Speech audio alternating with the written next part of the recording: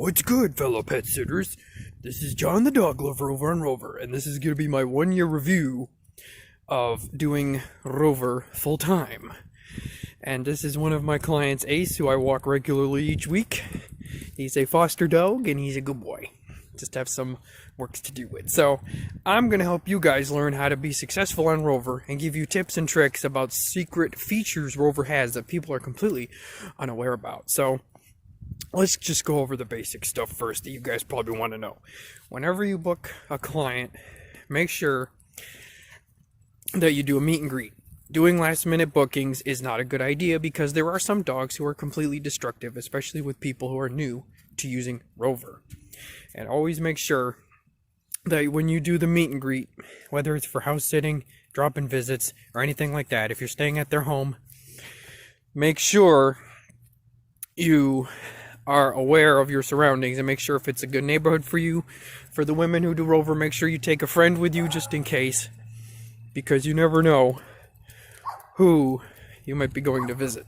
You never know if it's a scam or anything like that, because there are some people who message you, or bots who message you, who ask for email or phone numbers. Never give those out on the Rover app or website browser. Never do that. So if you feel uncomfortable doing this, or when you do a meet and greet, just politely decline their invitation and move on to the next person, because it might start off slow. My Rover page didn't take off for about 3 months, but it's always good to start with a full-time job and do Rover part-time, and then once you feel comfortable doing Rover full-time, definitely jump into it. It's a rewarding experience, and the dogs are definitely worth it. Or cats. Rover now offers you to watch cats as well. And if you do a meet and greet and the dog seems a little, and when you do a meet and greet at your home, if the dog seems a little too much for your dog, whether he's medium or small, because there are some dogs that they say are good with other dogs, but they might be a little too much for yours. So know which breed is good for you. For me, I don't take dogs over 100 pounds. Great Danes and St. Bernards are too big for my little 15-pound dog. My little dachshund can't really handle guys like him. So if you say, okay, so if you're doing a dog boarding and you don't want to take dogs that are small, say, hey, I can't board your dog, but what I can offer is house sitting. So if you offer house sitting, definitely do that as a good alternative. Now, when it comes to a routine for dog walkers, make sure you have extra poop bags. Even if the owner says he only poops once, always carry at least 2 or 3 as extras, because these dogs sometimes, like him, he'll poop once or maybe not at all, or sometimes twice. So it's always good to have extras. And make sure that if the owner has a crappy leash, this one's good. If the owner gives you a crappy leash when you're boarding them, or a terrible collar that he can get out of, and the dog runs away, this has happened to me, make sure you maybe have a backup harness or leash available just in case, and let the owner know that this, and if you do a meet and greet and you let the owner know, hey, this leash isn't great for him, it's not good to have. Now, when it comes to house sitting for cats or house boarding for cats, some cats can be aggressive depending on what the cat has, because sometimes I've heard stories of cats scratching people, or cats, you can see he's trying to eat something, as dogs do. Make sure that they don't let them scratch you, because you don't want to get injured. And make sure the dog isn't aggressive with you when you go there, because some dogs do have stuff like that. So that about covers the house sitting, drop-ins, and stuff like that. So let's move on to the dog boarding benefits of this. Now, there are some dogs that some people will take, like puppies. Now, if you are going to consider starting off and allowing puppies to come into your home, make sure you have at least tiled floors and not carpeted floors, because puppies will piddle or piss or crap on your floors. And even if they are house trained, if they're 6 months and they're house trained, they will try to chew up your house. If they don't have enough chew toys, you can give them all the chew toys in the world, they'll still try to chew up the corner of your room. And for some people who do work a part-time job and do Rover full-time, make sure that when you go out, that the dogs are crated safely, because if you have a client's dog there and you don't crate them, the dog will cause destructive behavior. That's why now I only take crated trained dogs, or my regulars who I know won't destroy the house. So it's always good that. And for now, we'll go over the pricing that you guys should probably focus on. Pricing, I'm not going to recommend any prices you should make. The prices should be yours to decide. If there's look around your local area at other sitters or sitters in places that you live and see what prices they charge and undercut them by $2 or $3. That way you can start off and build up a glowing clientele, because your repeat clients are going to be your bread and butter. They're going to be the ones that are going to be loyal to you and always come back to you for the stay. Even if you do increase your prices after you've done this for a year like me, we can raise prices of certain things and then offer a discount to repeat clients. That way they'll want to come back and book with you. A lot of my repeat clients are pretty flexible with my times. That's what's great about Rover, is you can make the times to work this in a part-time job if you want, or a full-time job, and do that on the side. And it's always good to do that. Another thing to make sure is you have cleaning supplies at the ready in your house. Always visit your local pet store and make sure you pick up enough cleaning supplies. It's never too much to go overboard if you want to do that. And also check your local pet stores to see if there's a trainer you can talk to. Maybe do a class with them to learn certain obedience training techniques that you can apply to your clients' dogs. That definitely helped me. Why people ask me. One of my first clients was a Labrador who had separation anxiety. They went through 7 different sitters until they finally reached the one that was good for them, which was me. And I was able to apply those techniques to the dog, making sure that he felt comfortable in his stay at my lovely home. Now, there's one thing that you guys definitely want to have on handy, and that is if you do live in a sketchy neighborhood and you're worried about other dogs attacking your dog, it's a special spray that's PetSmart sells that you can spray if an incoming dog threatens to attack you or your client's dog. Always have those on the ready if you do want to be extra safe.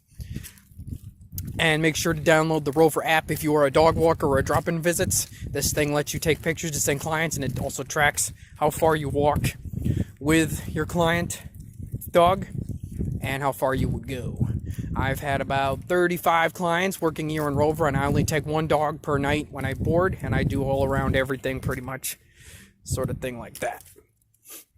So, if you guys want to see, I'll move over to the website itself and give you a tour of those secret features that Rover has over on there. So we'll take a look at those. Alright guys, now I'm going to run you through the Rover website. Here's my Rover page. You can see my reviews. It also shows location. Response time basically tells you what percentage your quick time is, how quick you respond to your fellow clients. And then here are the reviews. This is where people can leave reviews for you. And this is the thing. Now, one thing people don't realize is that when someone leaves you a review, you can reply to their review saying something like, glad to hear, that sort of thing. That's something that a lot of sitters don't realize, is you can reply to people's reviews, letting them know, hey, thanks for that. And then this right here will show people who go to your page saying, oh, he has 15 repeat clients. He must be reliable. And then you'll make sure you want to put 4 front covers on your page. So right now I have 4 pages of my clients, a picture of my dog wall, and then 2 other pictures of other client dogs I have. So pick like 4 good pictures and put them on this little wall here. And then you'll see the additional services and rates. So for dog boarding, you'll just have the standard rate, which is like the $7 per night. Then you can add a holiday rate if you'd like, and an additional dog rate. So whatever you want to charge for taking 2 dogs. So like, let's say you only take 1, but you might want to take 2 more dogs, or if you take 3. And then there's extended stay rate where you could charge more or less if you want them, if there's a rate like you say, oh, I can't do more than 4 nights or something like that. And then there's like a rate for picking up and dropping off the dog or cat to your house. Then there's house sitting, same deal. Then there's like a puppy rate you can offer if you do puppy for boarding. You can charge more or less. Same with cats. Drop-in visits are the same. Puppy rate, additional rate. Dog walking, additional dog rate, yada, yada. Then you have your hosting preference. Like you could take a dog this big or this small. You have additional preferences. Like I only take dogs if they're old. You can say, oh, I'm good with puppies. You can add that you only want neuter dogs or not neuter dogs if they're crate trained or not. You can add a thing where you can say you're good with senior dogs, stuff like that. And then traveling purposes or for house sitting. Then you have your calendar that people can look through. And then you have the option of a cancellation policy. Flexible means that if a person cancels, they're like they get a day on their thing, they'll get a 50. Strict means they only get a partial refund. The options are all over there. Then you could put what your years of experience are. For if you're new to this, you could just put 1 year. For me, it's been 10. Then you have like a good BIOS here. You can write something right here. And then you'll definitely want to make sure that you let the owners know what you will do with their dog right here. And then you can put additional skills that you have. For me, I know like dog CPR. I can give them exercise. I'm good with senior dogs. You can put you're good with administering medication. Then make sure to list your dogs down here. So if you have 1 or 2 animals, make sure to list them here. And then if you have an unfenced yard, make sure to reference that. If you have no yard whatsoever, say you're in an apartment instead of a house. I put this on our house as I've lived in a condo. Let them know if you have children present or smoking. That way they'll know, say my dog isn't good with children, that sort of thing. And then just say, you know, what the dogs are allowed to sleep on, how often they'll go out, and then it'll give them a little track of information right there. And now for the badges over here, there's a badge that will say this person is CPR certified. Make sure to do the Rover 101 thing. It's just like it'll help you learn Rover's site better. And it will allow you to get a little badge here. I have the enhanced background check. Rover does a background check, so you have to pay a small fee, and then once the fee's over, you'll be done with the background check and certified for this. The enhanced background check costs $35. It does nothing whatsoever. I just like having the little shiny badge. It's totally unnecessary to do. And this is another secret feature people aren't aware of. It's known as the Rover's Sitters Save Life program. So you can opt to take a percentage of your earnings. I donate 3% to Paws New York, and you guys can choose like dozens and dozens of one of their things.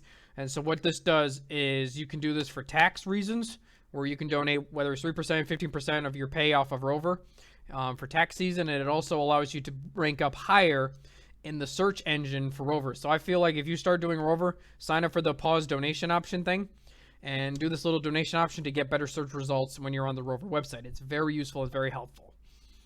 And another thing is don't post to Craigslist. Craigslist is pointless. You only receive messages from scammers. So if Rover's like post to Craigslist, just don't do it. Just don't even bother doing that.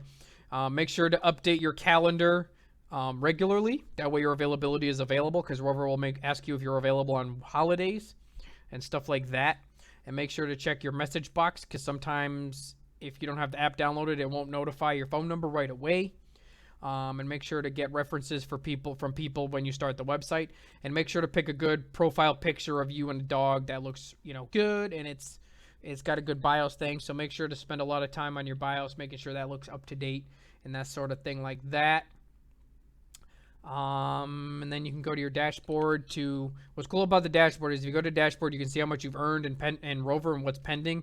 Once Rover takes their 20% cut, which is basically their advertising fee and their service fee, make sure to call them if you need any assistance. Don't hesitate to call Rover if there's an emergency, or if you need vet assistance. They have vet on call. And yeah, so after the 20% fee, if you want to donate, you can also do that 3% fee for the donation options. That helps with the search results.